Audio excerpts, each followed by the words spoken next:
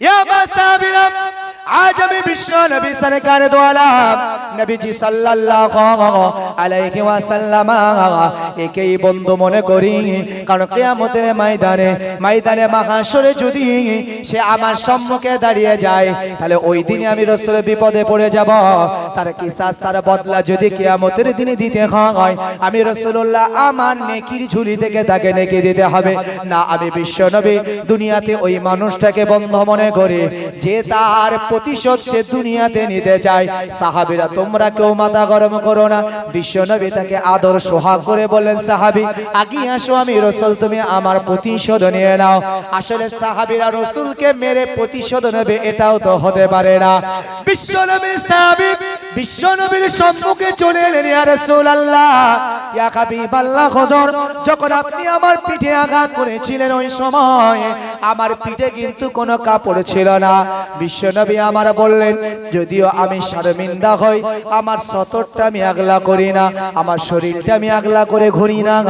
বিশ্ব নবী একটু পর্দা করে সাহাবীকে ডেকে বললেন, সাহাবী নাও, আমার পিছনের জামাটা আমি আগলা করে দিয়েছি, এবার তুমি প্রতিশোধ নিয়ে নাও। এমত সময় সাহাবী আর দেরি করলেন না, সাথে সাথে বিশ্ব নবীর এই গর্দানের নিচে একটা ছোট্ট নবুয়াত, বিশ্ব নবীর মোহরে নবুয়াত ছিল। এই বিশ্ব নবীর মোহরে নবুয়াতে চুমা দিয়ে নবীর কদমটা জড়িয়ে ধরেছেন। ইয়া রাসূলুল্লাহ, ইয়া হাবিবাল্লাহ, হুজুর আসলে উদ্দেশ্য ছিল আপনার থেকে প্রতিশোধ নেওয়ার নয়, আপনার পিঠে মোহরে নবুয়াত, এই নবুয়াতের লালসা আমি সইতে পারছিলাম না, এই জন্য আমি আপনার সাথে বেয়াদবি করেছি। ওই সময় তারা বলতে লাগলেন, দেখো মুহাম্মাদের আদর্শ, যদিও তারা মারতে চেয়েছিল, নবী তাকে মেরেছিল, মারার জন্য সব সাহাবাদের মুখ বন্ধ করে মারার জন্য তিনি অনুমতি দিয়েছিলেন। ওই জন্য আমার বিশ্বাস, যদি মুহাম্মাদের একটা দোষ ত্রুটি খুঁজে পাওয়া যায় তবেই মুহাম্মাদকে মারা সম্ভব, নচেত মুহাম্মাদকে মারা যাবে না।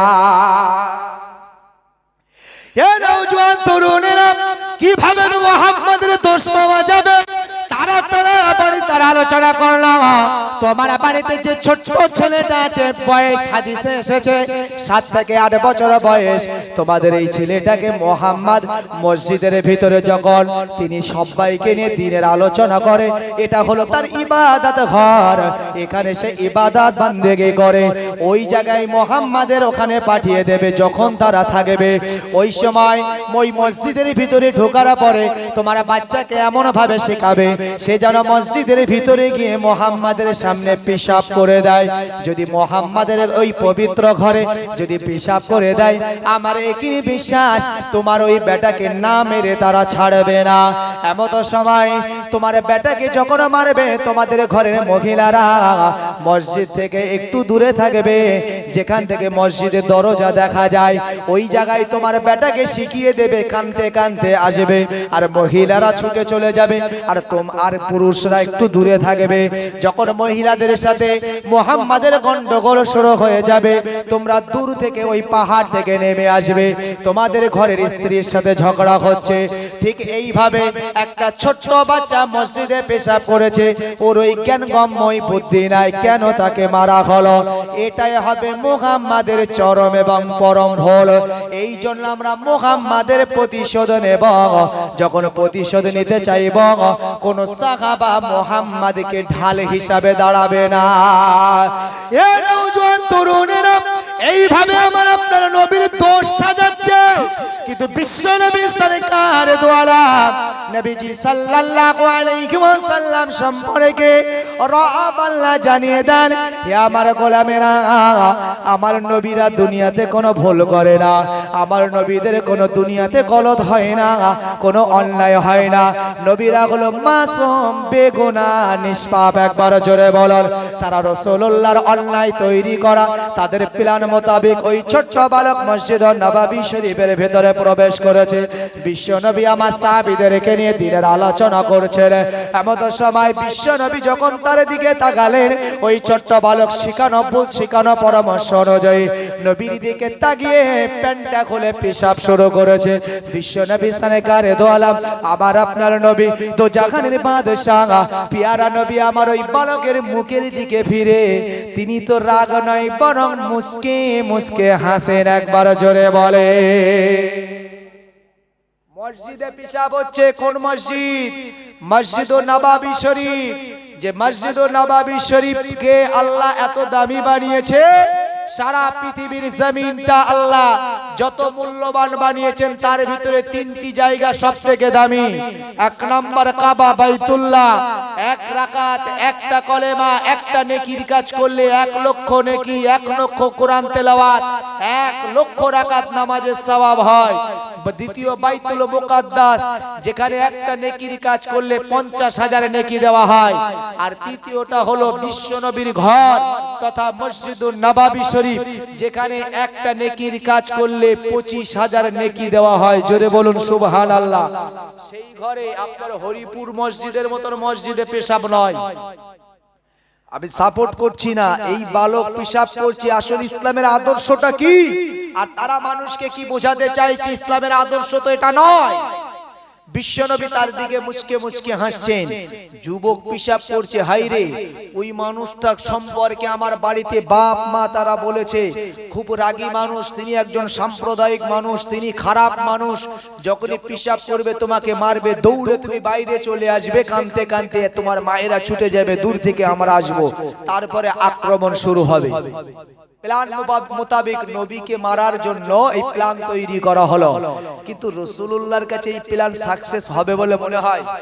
হতে পারে না। বিশ্বনবী সরকার দো আলম নবীজি সাল্লাল্লাহু আলাইহি ওয়াসাল্লাম নবীজি আমার মুস্কে মুস্কে হাসেন। বালক মনে মনে ভাবতে লাগলেন, হায়রে কোনো রিয়াকশন তো হয় না, কিন্তু নবীর সামনে ভুল হয়েছে, নবীজি তাকে বোঝাবে না, এটাও তো হতে পারে না।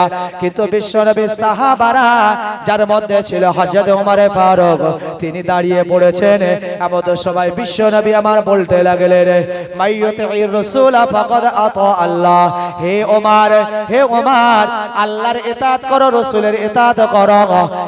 মহান আল্লাহ পাকের কোরআন জানিয়েছে, ইয়া আইয়ুহাল্লাযীনা আমানু আতিউল্লাহ আতিউর রাসূল ওয়া উলিল আমরি মিনকুম। তোমরা তোমাদের দলের ইমাম, তোমাদের দলের নেতা, লিডারকে তোমরা অনুসরণ করো। যদিও এই মাহফিলের, এই মজলিসের, এই জলসার যেখানে বিশ্বনবী আলোচনা করছেন, সেখানকার ইমাম হলেন আমার নবী। যদিও নবী বলেননি ওমর ওঠো, হযরত ওমর কোরআনের আয়াত শুনে বুঝতে পেরেছেন, তিনি এমনি করে কাঁপতে কাঁপতে বসে গেলেন। আসলে বিশ্বনবীকে বোঝাতে চেয়েছেন, বুঝতে পেরেছেন। এমন সময় বিশ্বনবী সরকার দো আলম ওই বালকের দিকে ফিরে মুস্কে মুস্কে হাসলেন। যুবক পেশাব করে দাঁড়িয়ে আছেন, কারণ তাকে মারবে, আর সে কাঁদতে কাঁদতে বাইরে বেরোবেন। এমন সময় বিশ্বনবী আমার ওই ছোট্ট বালকের মুখের দিকে তাকিয়ে বললেন, বেটা আমি তোমার মুরব্বী চাচা যান, তোমাকে কিছু কথা বলবো বেটা, তুমি কি একটু দাঁড়াবে? বিশ্বনবীর এই নরম, এই আস্তে আস্তে কথা, এই মিষ্টি ভাষা, বিশ্বনবীর এই মুখ মিশ্রিত বাণী ওই ছোট্ট বালক যখন শুনল, কারণ মহান আল্লাহ তিনি হলেন হিদায়েতের মালিক। পৃথিবীতে হিদায়েত দেওয়ার জন্য রব আল্লাহ তিনি কৌশল করেন। এই ছোট্ট বালক হলেও আল্লাহ তার জ্ঞান এত পরিপূর্ণ তৎসময় করে দিলেন, বিশ্বনবীর ভাষা বুঝতে শিখে গেল। আসলে মানুষটার কোনো রাগ নাই, যদি তিনি সত্যিই রেগে যেতেন তাহলে এমন নরম সুরে আমাকে ডাক দিতেন না। হে জওয়ান তরুণেরা, বিশ্বনবী আমার যখন বললেন, বালক বললেন, চাচাজি শুনবো। নবীজি উঠলেন, এত আস্তে আস্তে নবীজি হাঁটছে। নবীর স্ত্রীদের কথা বিশ্বনবী যখন ঘেটে যায়, আল কোরআনে ঘেটে যায়, যেন বিশ্বনবী জীবন্ত কোরআন বিশ্বনবী আমার টুক টুক টুক টুক টুক টুক করে ওই যুবকের দিকে যখন ঘেটে ঘেটে যায়, এমন সময় বিশ্বনবীর হাঁটনি দেখে যুবক মনে মনে ভাবতে লাগে, আসলে তিনার তো আমার উপরে কোনো গোসা নাই, রাগ নাই, কারণ তার হাঁটনি দেখে বোঝা যায়। দেখবেন মায়ের কাছে সন্তান অন্যায় করে, বাপের কাছে সন্তান অন্যায় করে, ওই বাপ ওই মা হাতের লাঠি নয়, মুখে কোনো কথা নয়, খালি একটু জোরে হেঁটে যাবে, ছেলে বুঝতে পারবে যে আমি যে অন্যায় করেছি মা তেড়ে আসছে মানে আমাকে মারবে।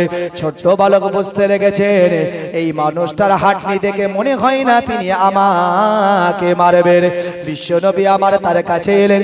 এমন সময় ছোট্ট বালক বিশ্বনবী তার কাছে এসে সর্বপ্রথম একটু বিশ্বনবী তার মুখে উংলি দিয়ে দুটো আঙুল দিয়ে একটু সোহাগ দিয়ে নিলেন। জোরে বলুন। মসজিদে পেশাব করেছে আর নবী তার সোহাগ দিচ্ছেন। ভাই আমার দোস্ত আমার, বিশ্বনবী আমার ওই বালকের সামনে কথা বলবেন, হাঁটুটা গেড়ে দিলেন, হাঁটু দুটো ভেঙে দিলেন, ওই বাচ্চার মুখোমুখি হয়ে জুকার সাজলেন নবী। একটু বাচ্চার সাথে এইবার বাক্য আলাপ শুরু হলো। ও বেটা তুমি কত সুন্দর, কত সুন্দর তোমার দেখতে, কত সুন্দর তোমার চেহারা। ভাই আমার দোস্ত আমার, বাচ্চাদের প্রশংসা করলে বাচ্চারা খুশি হয়ে যায়। নবী এই কাজটাই করলেন। কি বেটা তোমার নাম? নামটা যখন বললেন নবী বুঝতে পেরেছেন এটা মুসলমান ঘরের ছেলেরা। তারপর বিশ্ব নবী আমার যদিও ওই ঘরের ছেলে, ওই ধর্মের নিরিখে বিশ্ব নবীর নামের প্রশংসা করলেন। এমন সময় বিশ্ব নবী আমার জিজ্ঞাসা করলো, বেটা তোমার বাপের নামটা কি? যখনই বাপের নাম বলল বিশ্ব নবী বুঝতে পেরেছেন এই তো সেই বেটা যে আবু জেহেলের কাছে স্বাক্ষর করেছেন, হয় মোহাম্মদকে মারবো না হলে আমি মরব। এই তো সেই বেটা, সেই বেটার ছেলে। বিশ্ব নবী বুঝতে পেরেছেন এটা চক্রান্ত। ফিরিবি নবী আমার বললেন, হে বেটা শোনো, তোমার বাপের নাম আমি শুনেছি, তোমার আব্বার নামটা আমার জানা, তোমার আব্বার দেখার বড় আশা। তবে বেটা তোমার কাছে আমি তোমার বাপের জন্য দাওয়াত পৌঁছে দিলাম। তুমি ঘরে গিয়ে তোমার বাপকে দাওয়াত করবে, জানো তিনি আমার ঘরে মোলাকাতে আসি, আমার মেহমান হয়ে তিনি যেন আসে। ভাই আমার দোস্ত আমার, বিশ্বনবী সরকার দ্বারা হুজুরের এই আচরণ পাবার পরে এবার আপনি বলুন তাদের শেখানো ছিল যে বেটা তুমি চোখের পানি মুছতে মুছতে বার হবে। নবী এবার ছেলেকে ছেড়ে দিলেন। এই আচরণ পাবার পরে সে হাসবে না কাঁদবে? তার তো কাঁদার কোনো জায়গা নেই। ও আনন্দ উল্লাস করতে করতে বেরোচ্ছে, কারো নবীর প্রতি খুশি হয়ে গেছে। নবী যখন দুটো আঙুল দিয়ে তার মুখে যখন একটু সোহাগ দিয়েছেন, তিনি বলছেন যে আমার পুরো মুখমণ্ডল, আমার পুরো চেহারাটা সুগন্ধে ভরপুর হয়ে গেছে। জোরে বলুন সুবহানাল্লাহ। আর রসুলের পরশ পাওয়া মানেই তার হৃদয় তো নরম হওয়াই স্বাভাবিক। তো ওই যুবক রসুলের প্রতি ফিদা হয়ে গেছে। যখনই দরজায় এলো, মা দূর থেকে দেখে বলছে, বেটা কাঁদিস না কেন? কাঁদ রে। বেটা বলছে, কান্নার কিছু নেই রে মা, যাই আমি তোমার কাছে বলি। মায়ের কাছে গিয়ে আগে বলছে, মা কই তোমরা তো কোনোদিন বলো নাই যে আমি খুব সুন্দর, কই কোনোদিন তে কথা বলো নাই। কি বললো রে বেটা তুই সুন্দর? মায়ের হৃদয় বড় হয়ে যায় যখন সন্তানকে কেউ ভালো বলে।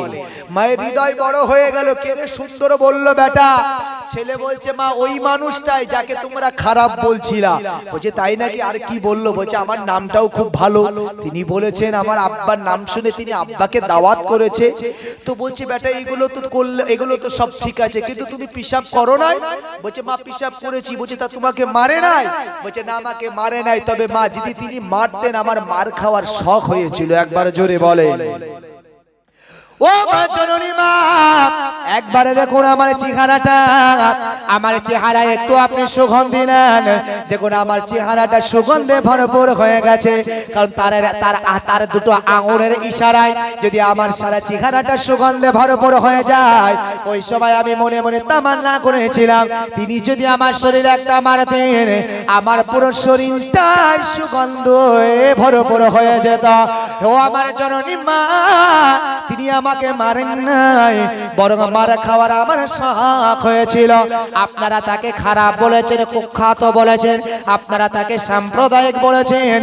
ওগো জননী মা, তবে শুনে রাখুন, যদি আপনারা তাকে খারাপ বলেছেন, কিন্তু আমি তার সংস্পর্শে গিয়ে তার কথা শুনে আমি তার ফ্যান হয়ে গেছি, আমি তার বন্ধু হয়ে গেছি, তার ফিদা হয়ে গেছি। মা জননী বললেন, ওগো আমার বেটা, যদি তুমি তার সম্পর্কে ফিদা হয়ে যাও, আমি মা যে তোমাকে ছাড়তে পারবো না। ওগো বেটা, তুমি যার ফিদা হয়েছ, তুমি যার ফ্যান হয়েছ, আমি মাও তার ফ্যান হয়ে গেলাম। একবার জোরে বলেন। ওদিক থেকে তারা ইশারা দিচ্ছে। আচ্ছা তো ভাই আমার, দোস্ত আমার, ওদিক থেকে তারা ছুটে এসছে। তারা বলছে, কি ব্যাপার, ঝগড়া করছো না কেন, শুরু করো। মা বলছে তুমি যা করো করো, আমার বেটা ওই মোহাম্মদের ফ্যান হয়েছে, বন্ধু হয়ে গেছে, আমিও মোহাম্মদের বন্ধু হয়ে গেলাম। কেন গো? এই ঘটনা। তো যখন শুনলেন বাপ শোনার পরে বলছে, আমার বেটা জানে না, যদি জানতো তাহলে ওকে আসতো, ছাড়তো না। বলছে আব্বার মুখে আঙুল দিয়ে বলছে, আব্বা কথা বলবেন না, আপনার বরং বন্ধু হিসাবে, আপনাকে মেহমান হিসাবে তিনি দাওয়াত করেছেন। তো ভাই আমার, দোস্ত আমার, আমি আর লম্বা চওড়া করছি না, খুব শর্ট করে দিচ্ছি। এইভাবে বাপ যখন নবীর সম্পর্কে শুনলেন, হৃদয়ের বাণী হৃদয়ে ঢুকিয়ে দিলেন। তারা ওই সময় বললেন, ওগো আমার ভাইয়েরা, বন্ধুরা, ব্রাদার, ও আমার আত্মীয় স্বজনেরা, শোনো, তোমরা তাকে মানো আর না মানো, যাকে ফ্যান হিসাবে আমার বেটা গ্রহণ করেছে, আমার স্ত্রী গ্রহণ করেছে, আমিও তার ফ্যান হয়ে গেলাম। জোরে বলুন সুবহানাল্লাহ। তারা বলছে, তোমার জন্যই আমরা এলাম, তুমি যদি মেনে নাও মোহাম্মদকে, তো আমরাও মেনে নিলাম। নবীর দরবারে মেম্বারে মসজিদ নববীর মেম্বারে এলেন। গুনতিতে ঠিক আছে, হাদিস পাকে এসেছে, সেই সময় একসাথে 33 জন নারী, পুরুষ, শিশু সহ এই 33 জন মসজিদ মেম্বারে এসে নবীকে লক্ষ্য করে ডাক দিলেন, ইয়া রাসূলুল্লাহ, ইয়া হাবিবাল্লাহ, হুজুর, আপনি আমাদেরকে ক্ষমা করে দেন, আপনার সম্পর্কে এই চক্রান্ত করেছিলাম, আপনাকে মারার পরিকল্পনা করেছিলাম। ইয়া রাসূলুল্লাহ, ইয়া হাবিবাল্লাহ, হুজুর, আসলে আপনাকে চিনতে পারি নাই, হুজুর, দয়া করে আপনি আমাদেরকে ঈমান গ্রহণ করিয়ে মুসলমান বানিয়ে দেন। একবার জোরে বলুন সুবহানাল্লাহ। একে সকলে নবীর হাতে ঈমান গ্রহণ করেছে। ঈমান গ্রহণ করেছেন মদিনাতুল মুনাওয়ারার মসজিদুন নববীর মেম্বারে দাঁড়িয়ে। 33 জনে হাদিস পাওয়া যায়, কিন্তু তারা ঘুরিয়ে বলছে সেখানে মুহাম্মদ 33 জনকে হত্যা করেছে। ডাহা মিথ্যে কথা। আমাদের যুবকেরা যদি সত্যি এটাকে বিশ্বাস করে নেয়, নবীজি ওইভাবে মসজিদুন নববীতে 33 জনকে হত্যা করেছে, নবী সম্পর্কে তার চরিত্রের এই যে খারাপ দাগ, খারাপ কালিমা, নবীকে যে কলঙ্কিত করা হলো, এজন্য ঈমান থাকবে না, যাবে, চলে যাবে। এই জন্য আমাদেরকে সচেতন হওয়া দরকার।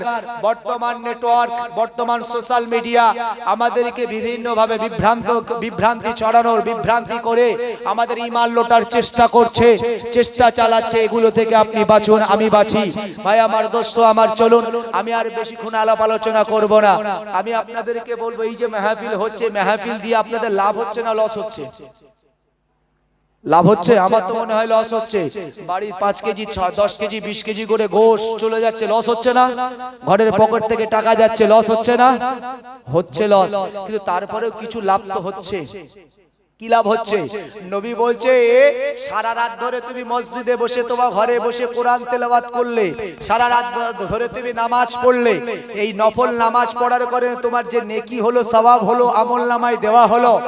মহান আল্লাহর নবী বলেন যে তোমরা যদি কিছুক্ষণ দিনের মাহফিলে বসে যাও, যদি তোমরা জ্ঞান পিপাসিত হয়ে ইসলাম অথবা দ্বীন শিক্ষার নিয়াতে যদি তোমরা বসে যাও কিছু সময়, সারা রাত ওই নফল নামাজ, সারা রাত ওই তেলাওয়াতের থেকে কিছুক্ষণ বলার, কিছুক্ষণ শোনার, এই আমল করার নিয়াতে অথবা জ্ঞান পিপাসিত হয়ে শিক্ষার অর্জনের নিয়াতে যদি তোমরা বসে যাও কিছু সময়, সেই সময়টা হবে সারা রাত নফল ইবাদতের থেকে দামি। একবার জোরে বলুন সুবহানাল্লাহ।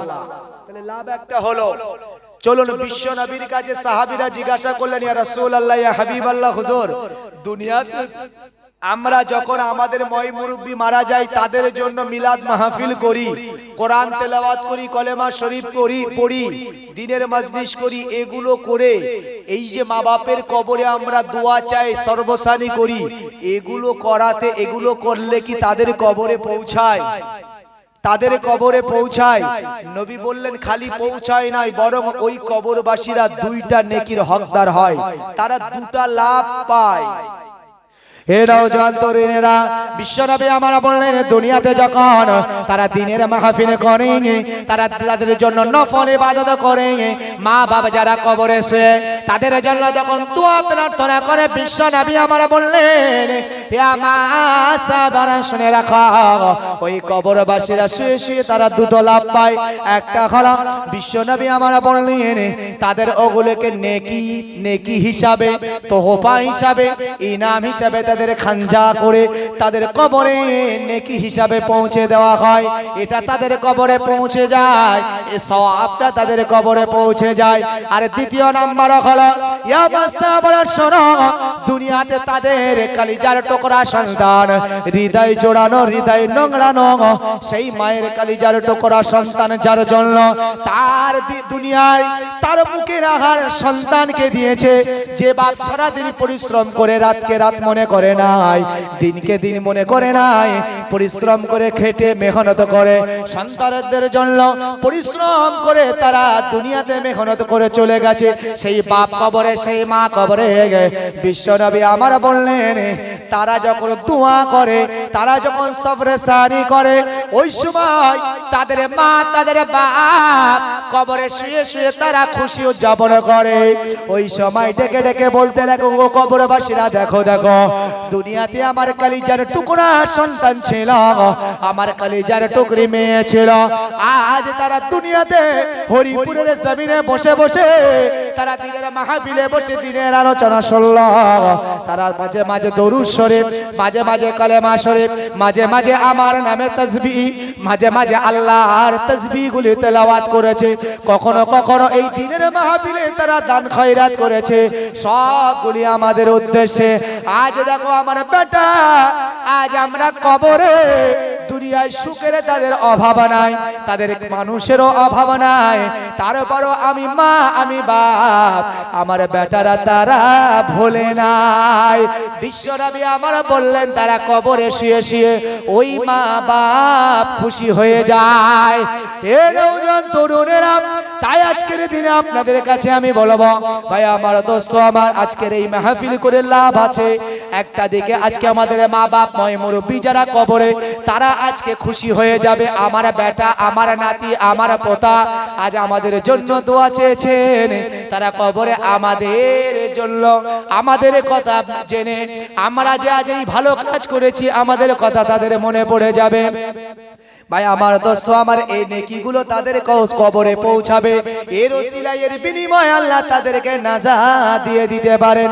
এই জন্য আমি বলবো এই জলসাগুলো আগামী দিনও হোক। আপনারা কি বলেন, হোক নাকি?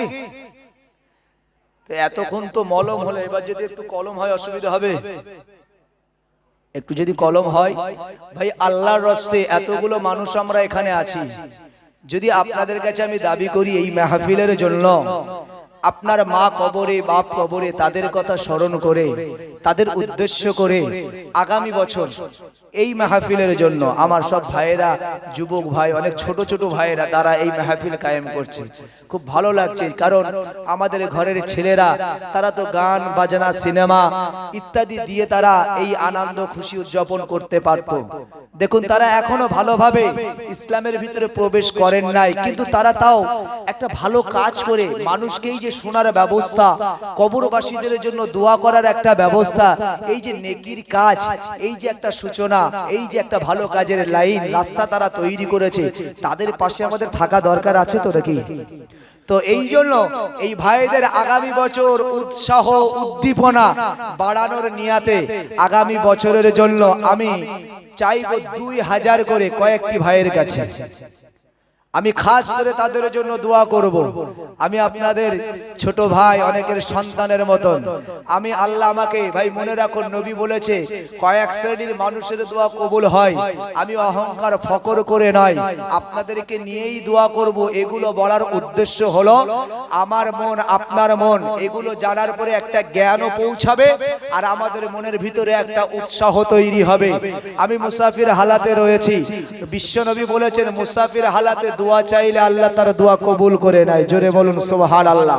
আমি মুসাফির হালাতে আছি, আমি দোয়া করব কে আগামী বছর এই জলসার জন্য 2000 টাকা দেবেন? কে 2000 টাকা দেবেন আগামী বছরের জন্য? আল্লাহ এখন যথেষ্ট মানুষকে দিয়েছে। ভাই আমার দোস্ত আমার, বিশ্বনবী হাদিস পাকে বলেছেন, হে আমার উম্মত উম্মতিরা শোনো, قال النبي صلى الله عليه وسلم انما الاعمال بالنيات। ও আমার গোলামেরা, তোমাদের আমলগুলো আল্লাহর দরবারে নির্ভর করে তোমাদের নিয়াতের উপরে। তোমাদের নিয়াতের উপরে আল্লাহ বারাকা দেয়।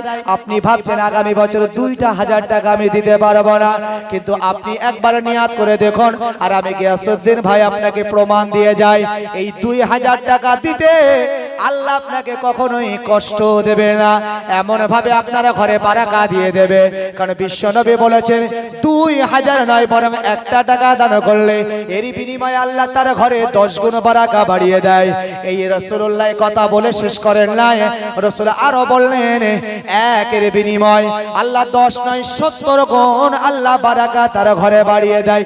2000 টাকা যদি নিয়াত করেন, আমি ভাই আপনাকে বলবো এটা হলো শাবানের চাঁদ, যে চাঁদে বিশ্বনবী দোয়া চাইতেন, আল্লাহুম্মা বারিক লানা ফি রজব ওয়া শাবান ওয়া বাল্লিগনা রমাদান। হে রব, হে আল্লাহ, এই রজব আর শাবান মাসে আপনি আমার ঘরে বারাকা দেন।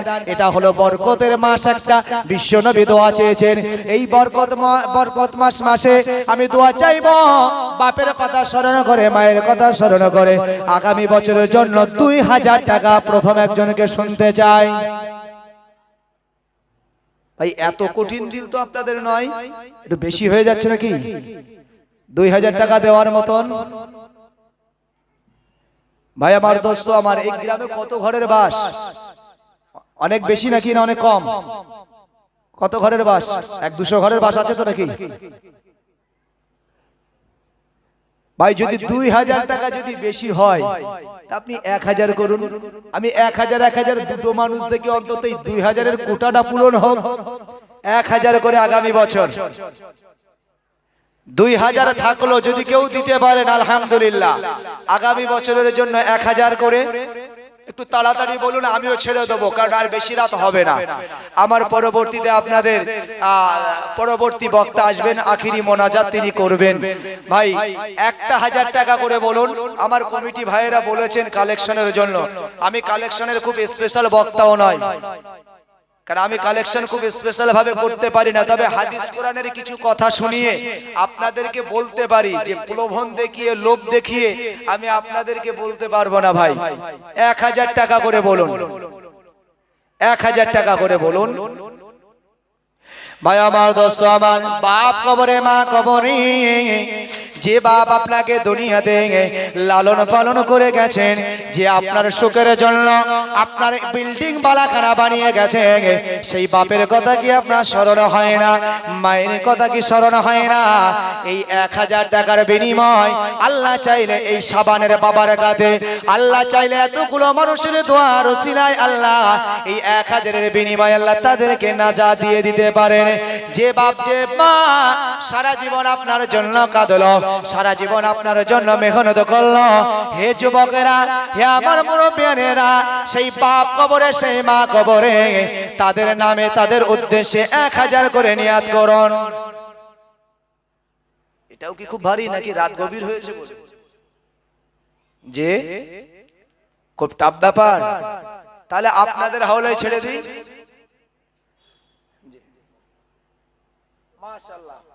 দেখুন, প্রথম সূচনা হলো আমার মায়েদের পক্ষ থেকে নগদে 100 টাকা। আমার মায়েদের পক্ষ থেকে আমার ভাইয়ের দাদিমা তিনি দোয়া চেয়েছেন আল্লাহর হস্তে, তানার জন্য আমরা খাস করে দোয়া চাই। কারণ ভালো কাজের সূচনা করা এটা হলো সওয়াবের হকদার বানা কথাটাও হাদিস আমি এখনো বলে আপনাদেরকে সময় নষ্ট করাতে চাইছি না। খালি মনে রাখুন এই যে সূচনা করেছেন এই সূচনার শেষ পর্যন্ত যতগুলো দান চলবে তার একটা হিস্সা তার একটা ভাগ তিনি পেয়ে যাবেন, বলুন সুবহানাল্লাহ। এরপরও আপনারা যারা দেবেন একের পর এক পেতেই থাকবেন। আল্লাহুম্মা আমিন। ও আমার রব আমার আল্লাহ, আমার একজন মা তিনি 100 টাকা আল্লাহ এই দিনের মাহফিলের জন্য তিনি দান করেছেন আল্লাহ। জানি না তার মনের আশা, জানি না তার মনের তামান্না আল্লাহ। আল্লাহ এই 100 টাকাকে আপনি কবুল করে নিয়ে আল্লাহ বারাকা দিয়ে আল্লাহ এর বাবারাকাতে তার ময় মুরব্বি যারা কবরে শুয়ে আছেন আল্লাহ তাদেরকে আপনি নাজাত দিয়ে দেন। ও রব আল্লাহ এই 100 টাকা দানের বিনিময় তার ঘরে আপনি আপনার খাস রহমত ও বারাকা বাড়িয়ে দেন আল্লাহ। ও দয়াময় মাবুদ আল্লাহ তার ঘরে আপনার খাস শান্তি বর্ষিত করুন। ও দয়াময় মাবুদ আল্লাহ মায়ের মনের নেক আশা নেক উদ্দেশ্যকে আপনার হাবিবের ওসিলায় কবুল করে নেন, আমিন। মাশাআল্লাহ আমার একজন মা যারা হায়দার শেখ তানার বিবি তানার স্বামীর উদ্দেশ্য করে 100 টাকা দিয়েছেন, বলুন মারহাবা। মারহাবা মানে ওয়েলকাম, স্বাগতম, বলুন না। একজন মা 50 টাকা দিয়েছেন, বলুন মারহাবা। আল্লাহ আমার মায়ের দানকে কবুল করেন। আল্লাহ আমার এই মা তিনি দোয়া চেয়েছেন তার স্বামীর উদ্দেশ্যে। ও দয়াময় মাবুদ আল্লাহ আল্লাহ এই 50 কে আপনি গুনে গুনে বাড়ি আল্লাহ এই 50 এর ওসিলায় তার স্বামী জীবনের গুনাহ খাতা maaf করে দেন আল্লাহ। ও দয়াময় মাবুদ আল্লাহ এই নেকির ওসিলায় আল্লাহ তার স্বামীর কবরটা জান্নাতের বাগিচা বানিয়ে দেন। ও রব্বুল আলামিন আল্লাহ তার ক্ষমতা অনুযায়ী তিনি দান করেছেন আল্লাহ এই দানটাকে আল্লাহ আপনি বড় দান হিসাবে কবুল করে নিয়ে আল্লাহ তার দুনিয়া এবং আখিরাতে আল্লাহ আপনি বারাকা দিয়ে তার নসিবটাকে বুলন্দ করে দেন, আমিন। একটু তাড়াতাড়ি বলুন। ভাই আমার দোস্ত আমার নগদে যে যা দিতে পারেন 50 100 যে যা দিতে পারেন ভাই আমার দোস্ত আমার। আর একজন 100 টাকা মাশাআল্লাহ আমার এক মুরব্বি তিনি 100 টাকা দান করেছেন। ওগো রব্বুল আলামিন আল্লাহ আমার মুরব্বির এই 100 টাকা দানকে আপনি কবুল করে নেন। ও দয়াময় মাবুদ আল্লাহ জানি না কি আশা কি তামান্না নিয়ে তিনি দান করেছেন আল্লাহ তার মনের নেক আশা নেক উদ্দেশ্য কবুল করে নেন আল্লাহ। এই শাবান চাঁদের বাবার কাঁধে দানের ওসিলায় তার কবরে যে সমস্ত মুরব্বিরা শুয়ে আছে আল্লাহ তাদেরকে নাজাত দিয়ে কবরগুলি জান্নাতের বাগিচা বানিয়ে দেন। ও দয়াময় মাবুদ আল্লাহ তার ঘরে আপনারা খাস রহমত বারাকা নসিব করে দেন আর আল্লাহ তার ঘরে শান্তি বর্ষণ করে দেন, আমিন। কেউ আছেন নাকি? তাড়াতাড়ি বলুন। মাশাআল্লাহ ভাই আমি 2000 চেয়েছিলাম ভাই, মনে হয় তিনি বলেছেন গিয়াসউদ্দিন ভাই চিন্তার কোনো কারণ নাই, সব টপকে দেবো, টেনশন নাই। আমার এক ছোট ভাই তিনি 140 টাকা আল্লাহ জানি না এই ছোট ভাই 140 টাকা দিয়েছে মানে একটু যে গোলমাল আছে মানে যা ছিল পকেটে ঝেড়ে দিয়েছে মনে হয়। ও মাবুদ আল্লাহ আমার এই ছোট ভাইয়ের দানকে কবুল করুন আল্লাহ। 140 টাকা দান করেছেন আল্লাহ নগদে, আল্লাহ ভাইয়ের দানকে কবুল করুন আল্লাহ। আল্লাহ এই ভাইয়ের আপনজন যারা দুনিয়া থেকে বিদায় নিয়ে কবরে শুয়ে আছে আল্লাহ আল্লাহ তাদেরকে নাজাত দিয়ে আল্লাহ কবরগুলি জান্নাতের টুকরা বানিয়ে দেন। ও দয়াময় মাবুদ আল্লাহ তার ঘরে আপনার খাস রহমত বারাকা নসিব করে দেন আল্লাহ, ঘরে শান্তি বর্ষিত করে দেন আল্লাহ। ও দয়াময় মাবুদ আল্লাহ তার মনের নেক আশা নেক উদ্দেশ্য কবুল করে নেন, আমিন। আমার মিজানুর সর্দার ভাই তিনি বলছেন ভাই 2000 চেয়েছিলেন পরে আবার 1000 2000 বলে মিলাতে চেয়েছেন 4000 আমি তার উপরে মেরে দিলাম আর 1000 5000 বলুন মারহাবা, একটু জোরে বলুন মারহাবা। জনাব মিজানুর সর্দার ভাই জোরে বলুন মারহাবা। নারে তাকবীর নারে আল্লাহুম্মা আমিন। ও দয়াময় মাবুদ আল্লাহ, আমি মুসাফির হালাতে জবান থেকে বলেছিলাম আল্লাহ, ভেবেছিলাম হাজারের কোটা হবে না। ও দয়াময় মাবুদ আল্লাহ, আপনার গোলাম কোথায় ছিল জানি না আল্লাহ। আল্লাহ আমার হৃদয়টাকে ভরে দিয়েছে আল্লাহ, হৃদয় খোলে, হৃদয় উজাড় করে আল্লাহ দোয়া চাই। আমার মেজানুর ভাই 5,000 টাকা দান করেছে আল্লাহ, আল্লাহ ভাইয়ের দানকে কবুল করে নেন। ও রব্বুল আলামিন আল্লাহ, ভাইয়ের মুরব্বি যারা কবরে শুয়ে আছে আল্লাহ, তাদের কবরগুলি নাজাত দিয়ে দেন আল্লাহ। ও দয়াময় মাবুদ আল্লাহ, কিয়ামত পর্যন্ত কবরগুলি আরামের বিছানা বানিয়ে দেন আল্লাহ। আল্লাহ ভাইদের ঘরে আপনার খাস রহমত বারাকা নসিব করে দেন আল্লাহ। পবিত্র শাবান চাঁদের উসিলায় আল্লাহ তার দানকে কবুল করে নি, তার মনের নেক আশা নেক উদ্দেশ্যকে কবুল করে নেন, আমিন। একটু তাড়াতাড়ি বলেন। কোন বাপ আছে নাকি মায়ের কথা মনে করুন, যে মা আপনার 10 মাস 10 দিন গর্ভে ধারণ করেছিল, যে জননী মা ঘুমাতে পারেনি বিছানায়, যে মা জননী সারা রাত দরজাটা ধরে দাঁড়িয়ে দাঁড়িয়ে দাঁড়িয়ে দাঁড়িয়ে ঘুমিয়েছে, সেই মাঝ দুনিয়াতে নাই, সেই মাঝ কবরে।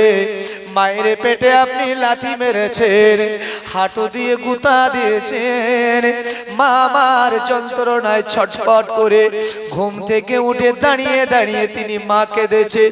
এই মাঝ দুনিয়াতে নাই, তারাই তো সব থেকে বড় অসহায়, যারা কবরে চলে গেছে, যাদের ব্যক্তিগত আমল আর কিছু নাই, তাদের সাদেগায়ে জারিয়া দুনিয়াতে নেক সন্তান রয়েছে, তারা কবর থেকে চেয়েছে নেক সন্তান দুনিয়াতে মায়ের জন্য কি করে। ওই মায়ের জন্য যদি দুনিয়াতে সন্তান নেক আমল করে, মায়ের রুহে পৌঁছে দেওয়া হয়, মায়ের রুহটা খুশ হয়ে যায়। সেই মায়ের কথা মনে করে আগামী বছরের জন্য বলেন ভাই। আমার মা বোনেরা যারা প্যান্ডেলের ভিতরে আছেন, আমি আপনাদেরকে বলবো, মা আপনারাও বলুন, আপনাদের মন খুব বড়, আর আপনারা তো এখন আর ফাঁকা নয়। আগে ছিল স্বামী দিবে তারপরে মা পাবে, এখন তো লক্ষ্মীর ভান্ডার রয়েছে। আপনাদের নিজেদের তো ব্যাংক ব্যালেন্স আছে, আপনাদের যেমন আছে তেমন আপনারা বলুন। আল্লাহর কাছে দোয়া চাইবো। বাচ্চারা আছে, বাচ্চারা একটু ভিতরের দিকে যাও, আমাদের বাচ্চারা সাইড আছে, মা বোন যারা আছেন আপনারা একটু আওয়াজ দিয়ে আমাদের বাচ্চাদের কাছে বলুন। খাস করে আমি সেই নদিয়া থেকে এসেছি ভাই, আপনাদের জন্য খাস করে দোয়া চাইবো, আল্লাহ যেন আপনাদের আশা আকাঙ্ক্ষা পূরণ করে। কারণ আমি যতগুলো কথা বলেছি, আমি কোনো অনেকে অনেক কিছু বলে আপনাদের থেকে নাই, আমি ভোগা দিয়ে নেওয়ার ছেলে নয়, আর ভোগা দিয়ে বলার ছেলে নয়। কোরআন হাদিসকে সামনে রেখে আমি সেইভাবে আপনাদের থেকে নিতে চাইছি, কারণ আপনারা কিছু জ্ঞানও পাবেন আর আপনি আসলটা জানতে পারবেন। ভাই আপনারা মা কবরে শুয়ে আছে, বাপ কবরে শুয়ে আছে, তাদের কথা স্মরণ করুন। আমার জনাব ভাই তিনি 100 টাকা নগদে দিয়েছেন, আল্লাহ তার দানকে তো কবুল করেন, বলুন আল্লাহুম্মা আমিন। আমার জনাব ইব্রাহিম গাজী ভাই তিনি 500 টাকা, বলুন মারহাবা, একটু জোরে বলুন না মারহাবা। নারে তাকবীর, নারে তাকবীর, আল্লাহুম্মা আমিন। ওগো দয়াময় মাবুদ আল্লাহ, আমার ইব্রাহিম গাজী ভাই তিনি 500 টাকা দিয়েছেন, আর এক ভাই আমার 100 টাকা দিয়েছেন। ও দয়াময় মাবুদ আল্লাহ, আপনি তাদের দাঁড়িয়ে কবুল করে দেন আল্লাহ। আল্লাহ তাদের মুরব্বি যারা কবরে, তাদেরকে নাজাত দিয়ে দেন আল্লাহ, তাদের কবরগুলি জান্নাতের টুকরা বানিয়ে দেন আল্লাহ। ওগো আল্লাহ কবরগুলি নূরুন আলা নূর বানিয়ে দেন। ও দয়াময় মাবুদ আল্লাহ, আপনার কাছে দোয়া চাই আল্লাহ, ভাইদের ঘরে আপনারা খাস রহমত বারাকা নসিব করে দেন। ও দয়াময় মাবুদ আল্লাহ, এটা সাবান চাঁদ সাবান মাসে আপনার কাছে দোয়া চাই আল্লাহ, দোয়া ফিরিয়ে দিতে পারেন না। নবী দোয়া চেয়েছেন এই মাসে বারাকার জন্য। আল্লাহ আমরা নবীর সুন্নাত আদায় করছি। আল্লাহ আল্লাহ আপনি আমাদের দোয়াকে কবুল করে নিয়ে আমার দাতা ভাইদেরকে কবুল করুন, আমিন। তাড়াতাড়ি বলুন আমার মা বোনেরা যারা আছেন প্যান্ডেলের মধ্যে, তাড়াতাড়ি বলুন, খুব তাড়াতাড়ি বলুন, খুব তাড়াতাড়ি চলে যাব। আমার পরবর্তী বক্তা আসবেন, তিনি আলোচনা করবেন, আখিরি মোনাজাত হবে, দোয়া হবে। আমার ছোট ছোট ভাইয়েরা তাদের আশা তাদের আকাঙ্ক্ষা আগামী বছর জলসা দেবেন। এই যে নিয়াত করেছে এই নিয়াতে আল্লাহ বারাকাত দিয়ে ভালো কাজের নিয়াত করেছে, এখন থেকে নেকি পাবে মাশাআল্লাহ। আমার জনাব আরাফাত গাজী ভাই 500 টাকা, জোরে বলুন মারহাবা, একটু জোরে বলুন মারহাবা। নারে তাকবীর, নারে তাকবীর, আল্লাহুম্মা আমিন।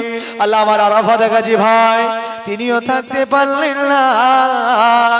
ও দয়াময় মাবুদ আল্লাহ আগামী বছরের জন্য আমার হাতে আল্লাহ 500 টাকার নিয়াত করেছেন আল্লাহ, ওয়াদা করেছেন আল্লাহ। দয়াময় মাবুদ আল্লাহ দানিকে কবুল করে নেন আল্লাহ। ও দয়াময় মাবুদ আল্লাহ এদারের ওসিলায় তাদের আপনজন যারা কবরে শুয়ে আছে আল্লাহ, তাদের জীবনের গুনাহ খাতা গুলি মাফ করে দিয়ে কবরগুলি জান্নাতের টুকরা বানিয়ে দেন। ও দয়াময় মাবুদ আল্লাহ খাস করে ভাইয়ের ঘরে খাস রহমত নাজিল করে দেন আল্লাহ। আল্লাহ সাবান চাঁদের ওসিলায় এতগুলো মানুষ দোয়া চায় আল্লাহ, তার ঘরে আপনার খাস রহমত বারাকা নসিব করে দেন, আমিন। ও নওজোয়ান তরুণেরা একবার বাবুর মায়ের কথা, বাবের কথা, যেদিন তুমি দুনিয়াতে এসেছিলে ওই দিন তোমার জননী মা কত কষ্ট পেয়েছিল, কত বেদনা সহ্য করেছিল। ও নওজোয়ান তরুণেরা জননী মা তোমাকে প্রসব দেওয়ার সময় একবার কোষ্টা হারিয়ে ফেলছিল, মনে হয় জীবনটা চলে যাবে, এক হয়তো মারা যাবে, একবার মনে হয় জীবনটা চলে যাবে, একবার হুঁশ হারায়, একবার হুঁশ ফিরে পায়। ও দুনিয়ার যুবকেরা সেই জননী মা তোমার প্রসব যন্ত্রণা সহ্য করেছিল, এত ত্যাগ এত কষ্ট সহ্য করেছিল, তারপরও তোমাকে গালি দেয় নাই। ও নওজোয়ান তরুণেরা যখন তুমি দুনিয়াতে এসেছিলে তোমার চেহারাটা যখন মায়ের সামনে দেখানো হয়েছিল, মায়ের ওই কষ্ট যন্ত্রণার মধ্যেও মুস্কে মুস্কে মিষ্টি হাসিটা তোমার সামনে দিয়েছিল। এটা তোমার মা, এই তো তোমার মায়ের চরিত্র, এটা ছিল তোমার মা। সেই মা যে কবরে, মায়ের কথা স্মরণ করে একটু বলুন ভাই। মাশাআল্লাহ মাশাআল্লাহ। আমার জনাব হাফিজুল গাজী মুরব্বী চাচা তিনি নগদে 200 টাকা দিয়েছেন, বলুন মারহাবা, নারে তাকবীর, নারে তাকবীর। আমার এক মুরব্বী তিনিও 50 টাকা দিয়েছেন নগদে, বলুন মারহাবা। আমার জনাব ভাই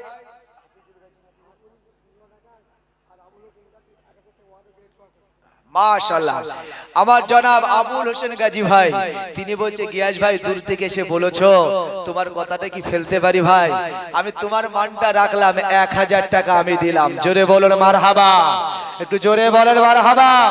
নারে তাকবীর, নারে তাকবীর, আল্লাহুম্মা আমিন।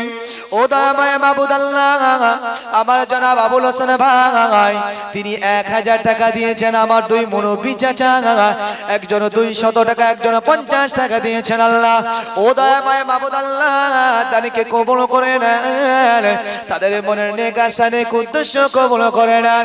দয়াময় মাবুদ আল্লাহ জানি না তাদের মুরব্বী যারা কবরে, ও দয়াময় মাবুদ আল্লাহ এই সওয়াবের নেকিগুলো তাদের কবরে পৌঁছে দেন। আল্লাহ গুনাহ যদি আযাবে গজবে গ্রেফতার হয়ে যায় আল্লাহ তাদের এই নেকি এই সওয়াবের আশায় দানের ওসিলায় আল্লাহ কবরগুলি নাজাত দিয়ে দেন, জান্নাতের বাগিচা বানিয়ে দেন। আল্লাহ ঘর অন্ধকার কবরগুলিকে নূরুন আলা নূর বানিয়ে দেন, কবরগুলো কিয়ামত পর্যন্ত আরামের বিছানা বানিয়ে দেন। ও দয়াময় মাবুদ আল্লাহ ভাইদের ঘরে আল্লাহ এই দানের ওসিলায় বারাকা দিয়ে দেন আল্লাহ। আল্লাহ ঘরে খাস রহমত বরকত নাজিল করে দেন আল্লাহ, ঘরে শান্তি দেন আল্লাহ, একে অপরের সাথে একসাথে মিলেমিশে দুনিয়াতে জীবন বাসার করার তৌফিক দেন, আমিন। তাড়াতাড়ি বলুন ভাই, খুব তাড়াতাড়ি বলুন। মাশাআল্লাহ মাশাআল্লাহ, অনেক ভাইরা দিচ্ছেন, আলহামদুলিল্লাহ মাশাআল্লাহ। আমাদের রহমতুল্লাহ ভাই, আচ্ছা আচ্ছা আচ্ছা আচ্ছা, আমার মা বোনদের পক্ষ থেকে 50 টাকা 50 টাকা 100 টাকা 10 টাকা যে যেমন পেরেছেন, অনেকগুলি টাকা মাশাআল্লাহ, অনেকগুলি মা বোন তানারা দান করেছেন, যদিও সবার নাম বলা সম্ভব নয়, তানারাও বলেননি। 50 50 110 এইভাবে দিয়েছেন। আর আমাদের জনাব রহমতুল্লাহ ভাই 1000 টাকা তিনি ওয়াদা করেছেন। আমি চেয়েছিলাম যে অন্তত এক এক করে 2 মিলুক, সেটাও মিলে গেছে মাশাআল্লাহ। একজন গোপন দান করেছেন 100 টাকা, আমার রহমতুল্লাহ ভাই তিনি 1000 টাকা। বলুন মারহাবা, একটু জোরে বলুন মারহাবা, নারে তাকবীর, আল্লাহুম্মা আমিন। আল্লাহ খাস করে আমার রহমতুল্লাহ ভাই 1000 টাকা দিয়েছেন আল্লাহ। একজন গোপনে 100 টাকা। আমার মা বোনেরা পর্দার আড়ালে বসে বসে বসে বসে আল্লাহ আমার কথা তারা শুনছিলেন, তাদের হৃদয়ে আল্লাহ দিনের মাহফিলের ভালোবাসা রয়েছে আল্লাহ। আল্লাহ মা বোনেরা তারা যেমন এনেছিলেন, কেউ 50 কেউ 100 কেউ 10 কেউ 20, এইভাবে আল্লাহ এই দিনের মাহফিলের জন্য দান করেছেন আল্লাহ, তাদের দানগুলো কবুল করে না। ও দয়াময় মাবুদ আল্লাহ, জানি না আল্লাহ তাদের ময় মুরব্বিকা আল্লাহ কবরে শুয়ে আছে আল্লাহ। আল্লাহ এতগুলো মানুষ তারা আল্লাহ দান করেছেন, তাদের ময় মুরব্বি যারা কবরে শুয়ে, তাদের সকলের কবরের সওয়াবে নেকিগুলি পৌঁছে দেন। ও দয়াময় মাবুদ আল্লাহ, কবরের আযাব গজবগুলি maaf করে দেন আল্লাহ, কবরগুলি নাজাত দিয়ে কবরগুলি জান্নাতের বাগিচা বানিয়ে দেন। হে দয়াময় মাবুদ আল্লাহ, দোয়া চাই আল্লাহ ভাইদের মায়েদের আল্লাহ ঘরে আপনার খাস রহমত বরকত নাজিল করে দেন আল্লাহ, সকলের ঘরে শান্তি দেন। ওগো দয়াময় মাবুদ আল্লাহ, আমার মা বোনেরাও দান করেছেন, ভাইয়েরাও দান করেছেন, কার কি মনের আশা, কার কি মনের তামান্না আল্লাহ আপনি সকলের মনের খবর জানেন আল্লাহ, সকলের মনের নেক আশা কবুল করে নেন, আমিন।